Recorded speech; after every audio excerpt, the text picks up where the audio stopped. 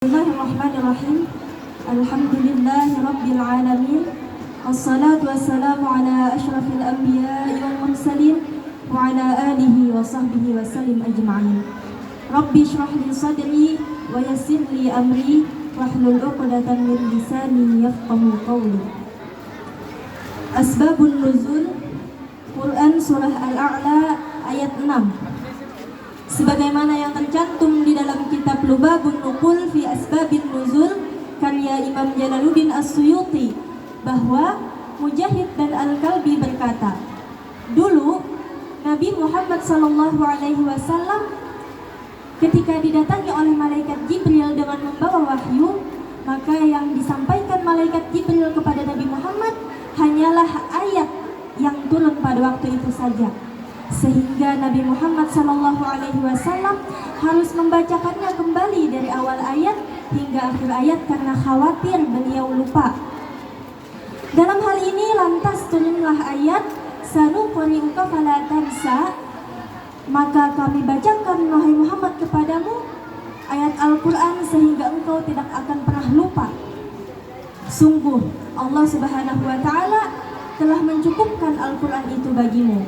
Di dalam riwayat Abu Salih dari Ibnu Abbas dikatakan bahwa Nabi Muhammad SAW tidak pernah lupa terhadap ayat Al-Quran setelah turunnya ayat itu tadi hingga beliau wafat. Ya, itu tadi asbabun nuzul, sebagaimana di dalam kitab tafsir Jalalain karya Imam As-Suyuti menyebutkan di sana ada hadis Nabi SAW yajharu bil qiraati ma'a qiraati Jibril khaufan nisyan. Ternyata Rasulullah ini khawatir dengan hafalan beliau.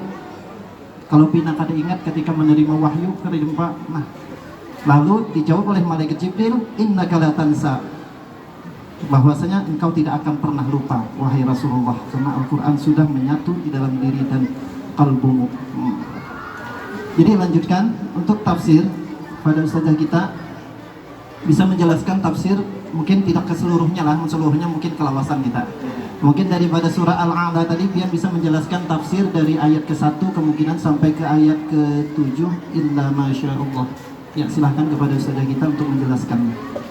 Mengutip secara ringkas dari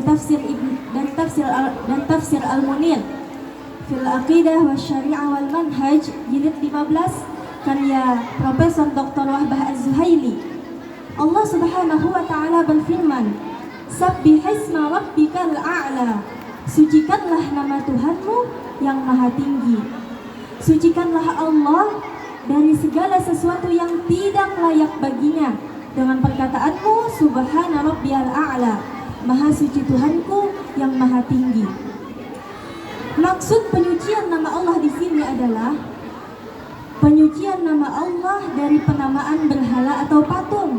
Oleh karena itu, kita menyebut Allah Subhanahu wa Ta'ala dengan kata Rabbun dan Ilah, sebagaimana yang sudah kita ketahui. Adapun kata A'la, bahwasanya Allah Subhanahu wa Ta'ala itu maha tinggi, maha mulia, dan maha agung dari segala sifat, sebagaimana juga disifati dengan kata Kabir dan Akbar. Alladzi khalaqa fasawwa, dialah Allah yang menciptakan lalu menyempurnakan ciptaannya. Allah Subhanahu wa Ta'ala telah menciptakan manusia lalu menyempurnakannya dalam bentuk yang paling baik, imbang, pas antara seluruh organ tubuhnya, menjadikan bentuk manusia dengan tepat dan tanpa cacat, untuk menunjukkan kesungguhan penciptaannya dari Allah yang maha bijaksana, yang maha mengatur dan mengetahui. Walladzi qaddara fahada, dan Allah yang menentukan kadar masing-masing dan memberi petunjuk. Dialah yang menentukan ukuran sesuai dengan makhluknya masing-masing, kemudian memberinya petunjuk lalu memberitahu kegunaannya. Menentukan kadar yang dimaksud di sini adalah menentukan organ tubuh kita, lalu menyusunnya dalam bentuk yang khas, lalu memberinya kekuatan di dalam organ tubuh tersebut. Dan Allah Subhanahu wa Ta'ala juga memberi petunjuk kepada setiap jenis dari makhluk-makhluknya untuk melakukan hal yang siogianya dilakukan oleh makhluknya tersebut. Juga memberikan kekuatan terhadap organ tubuh tersebut sehingga kita bisa melakukan pekerjaan sehari-hari. Dengan adanya kekuatan yang diberikan Allah di dalam tubuh kita, maka sempurnalah kemaslahatan. Kemudian Allah berfirman, "Walladzi akhrajal mar'a faja'alahu ghusaa'an ahwa." Dan dialah yang menumbuhkan rerumputan lalu menjadikannya rumput-rumput itu kering kehitam-hitaman. Allah Subhanahu wa Ta'ala menerangkan bahwasanya dialah zat yang menumbuhkan rerumputan yang digunakan untuk memberi makan hewan-hewan dan menumbuhkan seluruh macam tumbuhan dan tanaman untuk kita makan. Kemudian rerumputan yang semula hijau itu lama-kelamaan akan menjadi kering kehitam-hitaman. Begitulah siklus kehidupan di dunia ini, hadirin. Kita lahir, kemudian tumbuh, berkembang, matang, kemudian kita mati. Tidak ada yang mampu, semua tunduk terhadap Allah Subhanahu wa Ta'ala. Tidak ada yang mampu menghindar sedikit pun dari kehendaknya. Sanuqri'uka fala tansa illa ma syaa Allah. Innahu ya'lamul jahra wa ma yakhfa. Maka akan kami bacakan Al-Quran kepadamu, wahai Muhammad, sehingga kamu tidak akan lupa kecuali jika Allah menghendaki. Sesungguhnya dialah yang maha mengetahui, baik itu yang terang maupun yang tersembunyi. Maksudnya adalah Allah Subhanahu wa Ta'ala telah menjadikan Nabi Muhammad bisa membaca dengan memberi ilham kepadanya untuk bisa membaca, sehingga dia tidak akan lupa apa yang ia baca, kecuali sesuatu yang dikehendaki oleh Allah untuk dilupakan oleh Nabi Muhammad. Pengecualian di sini adalah pengecualian terhadap ayat Al-Quran yang telah Allah hapus. Ayat Al-Quran yang telah Allah hapus di dalam Al-Quran. Hal ini menunjukkan bahwasanya hafalan Al-Quran Nabi Muhammad merupakan anugerahnya semata.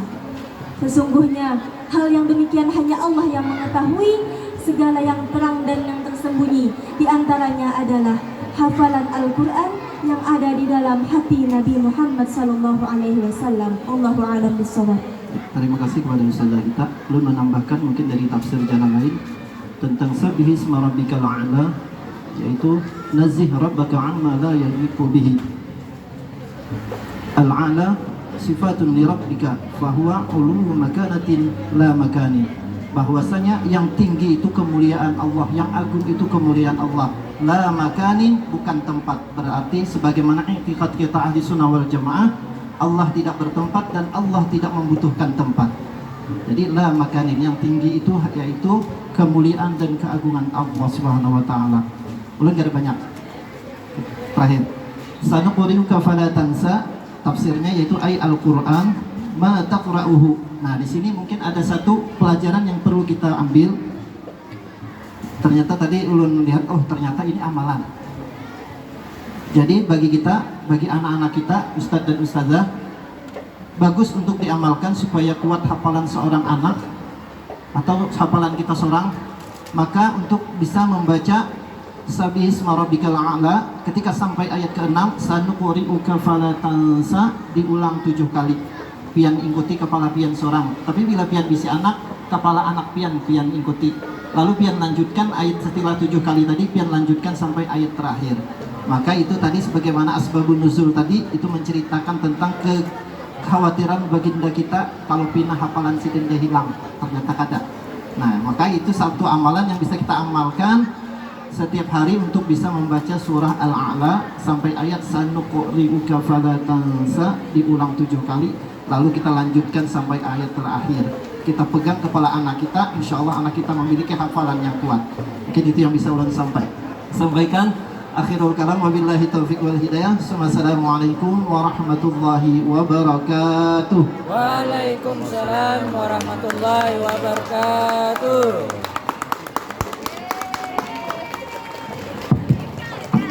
Lanjut nih. Door press.